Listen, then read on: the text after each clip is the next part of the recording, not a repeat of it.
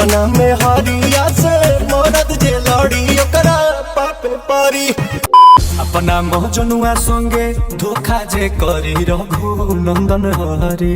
जो लोग इस गाने को चोरी का बोल रहे हैं ना, उसकी पक्का पीछे से जल रही है। हमें जलने की बदबू यहाँ तक भी आ रही है। अरे जलने दो भाई, जल के क्या उखाड़ लेंगे। पवन सिंह नाम नहीं, ब्रांड है। 5 घंटा मात्र हुआ है और 90,000 लाइक मिल चुका है और 22 नंबर ट्रेंडिंग में आ गया है।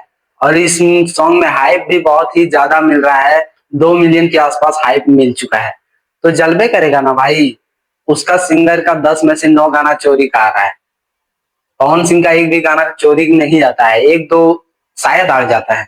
और ये जो बोल रहा है कि चोरी का गाना है अंकुश राजा के रघुनंदन हरे, क्या बोले भाई, तुमको क्या बोले। मतलब पारंपरिक धुन भी नहीं पता चल पा रहा है। यूट्यूब में जाके आप सर्च कर सकते हैं कि रघुनंदन हरे कितना गाना बन के रेडी है। इसके सिंगर ने इतना चोरी का गाना गाया है, फिर भी बोलता है मेरा गाना पारंपरिक धुन पर बनाया गया है। कुछ तो शर्म करो। तुम्हें शर्म है कुछ? पवन सिंह का एक इतना बड़ा लेवल का गाना है, उस पर आप लोग चोरी का एग्जाम है।